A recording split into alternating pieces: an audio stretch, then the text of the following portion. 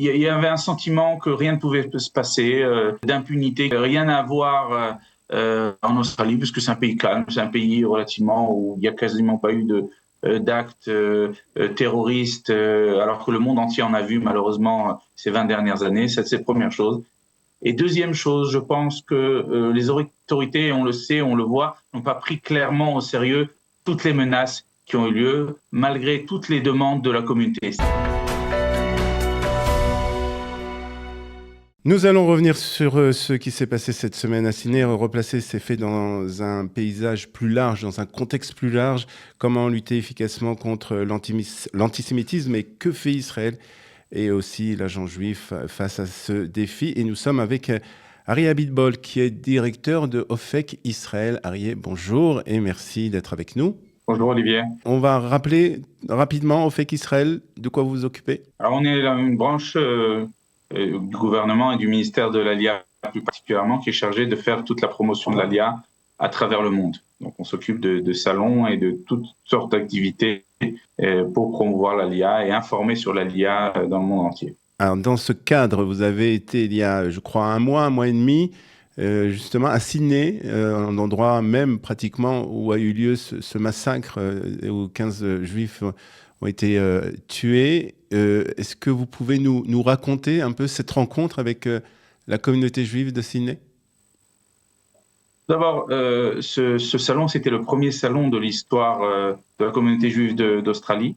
Depuis déjà 1 an et demi, on a des contacts avec à la fois l'agent juif sur place et la fédération sioniste australienne qui nous demandent de venir faire un salon d'Alia parce qu'ils sentent un besoin de parler d'Israël, parce que beaucoup de gens parlent de partir en Israël. Et donc, comme c'est quand même loin et c'était compliqué à organiser, ça nous a pris un peu de temps. Et finalement, on a décidé donc de faire un salon juste après les fêtes de Sukkot. Donc, je me suis déplacé moi-même. Il y avait également le ministre de l'Alia, son directeur général. Et nous avons organisé un salon à la fois à Melbourne et à Sydney. Alors, il faut savoir que Sydney, c'est la petite des deux communautés. Melbourne, c'est la grande communauté. Et donc, après le salon à Melbourne, qui a été une grande réussite, d'ailleurs, on a eu des centaines de personnes qui sont venues. Un petit peu, ça nous rappelle un petit peu les salons en France, toutes proportions gardées. Nous sommes allés à Sydney et là-bas, nous avons également fait un deuxième salon. Et dans le cadre de notre visite, nous avons pu aller visiter les infrastructures de Chabad de Sydney, qui est un Beth Chabad très, très fort et très connu. Et dans le cadre de la visite, nous avons pu connaître les rabbanim, et dont malheureusement certains qui sont tombés, leur Haveli qui est tombé dans cet attentat. Et c'est vrai que cette visite-là était une visite très intéressante, parce que d'un côté, on voyait une communauté extrêmement sioniste, extrêmement liée à Israël, qui n'a pas peur de se battre pour défendre Israël, mais d'un autre côté, une situation dans le pays qui devenait de plus en plus compliquée.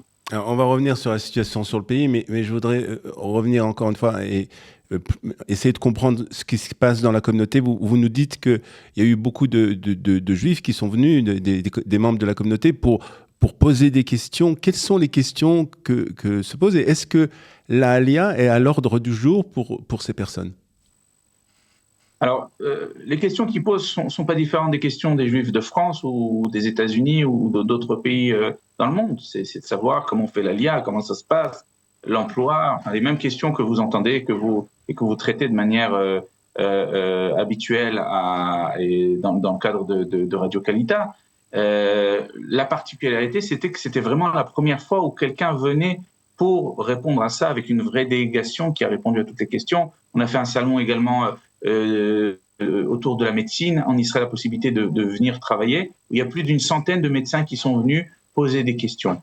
Et c'est vrai que l'ambiance et l'atmosphère qu'il y a dans le cadre de ce genre de salon était un petit peu différente sur place. Comme je l'ai dit, on m'a demandé à la commission de l'Alia il y a quelques jours mon sentiment. C'était la première fois, alors que j'ai fait une quarantaine de salons dans les 2 dernières années, où je sentais qu'au niveau sécuritaire, les choses n'étaient pas tout à fait comme il fallait. Et j'avais une certaine crainte. Et je sortais souvent de la salle pour voir un petit peu ce qui se passait, parce qu'on sentait que les autorités sur place, alors qu'il y avait un ministre avec nous, alors qu'on n'était pas avec une grande délégation d'Israël, il n'y avait pas de véritable engagement par rapport à notre sécurité, ce que dans d'autres pays dans le monde, nous voyons de manière beaucoup plus sérieuse. Alors comment vous l'expliquez cette situation justement? Et on a entendu aussi sur cette antenne même aussi des plaintes justement comme quoi la sécurité n'était pas assurée par les autorités en Australie. Comment vous expliquez cela? Parce que on a l'impression quand même que l'Australie est un pays assez sécurisé d'une manière générale. Je pense que c'est lié à plusieurs choses. D'une part, il y avait un sentiment que rien ne pouvait se passer, d'impunité, qui ne pourrait rien avoir en Australie, puisque c'est un pays calme, c'est un pays relativement où il n'y a quasiment pas eu d'actes terroristes, alors que le monde entier en a vu malheureusement ces 20 dernières années. C'est la première chose. Et deuxième chose, je pense que les autorités, on le sait, on le voit, n'ont pas pris clairement au sérieux toutes les menaces qui ont eu lieu, malgré toutes les demandes de la communauté. S'il y avait une chose qui revenait dans chaque rencontre, et nous avons rencontré beaucoup de responsables communautaires là-bas, c'est que les autorités n'écoutaient pas leurs demandes, n'écoutaient pas leurs doléances par rapport à la sécurité qui n'était pas tenue, et que les actes montaient en crescendo. Et malheureusement, je n'ai pas été étonné dimanche matin quand j'ai appris l'attentat, parce que, comme on le dit en hébreu, on voyait ça venir. Ouais. Et donc les autorités ne prenaient pas ça au sérieux, malheureusement. Justement, Ari Abitbol, concernant cette situation, est-ce que vous faites par rapport donc au ministère de l'intégration ou par rapport donc à d'autres institutions, est-ce que vous faites justement un effort par rapport à la sécurité des Juifs en diaspora, ou c'est pas votre mandat véritablement? Ce n'est pas notre mandat, mais c'est des choses desquelles on parle souvent quand on va rencontrer les communautés, et qui est malheureusement intimement lié aux demandes d'Alia derrière ça. Alors il est vrai que la communauté juive d'Australie a son propre système, son propre service de sécurité, comme on a le SPCJ en France ou d'autres services, le CST en Angleterre, etc. Mais le sentiment était qu'on ne prenait pas de manière très sérieuse les menaces d'une part, et d'autre part, il y avait une impunité par rapport au fait de pouvoir dire ce qu'on veut par rapport à Israël. Il faut bien dire qu'au fameux théâtre à l'opéra de Sydney que j'ai eu l'occasion de visiter, il y a de cela 1 an et demi, on criait « gazer les Juifs » et que personne n'a eu de poursuite judiciaire par rapport à ça. On a eu beaucoup d'histoires qui ont eu lieu sur place, et on a l'impression que ce Premier ministre qui est de la mouvance d'extrême gauche, laisser passer tout cela pour des raisons électoralistes. Et donc je pense que le problème n'était pas tant la sécurité, mais l'impunité qui est donnée à ces gens-là de pouvoir parler, de pouvoir s'exprimer de la sorte.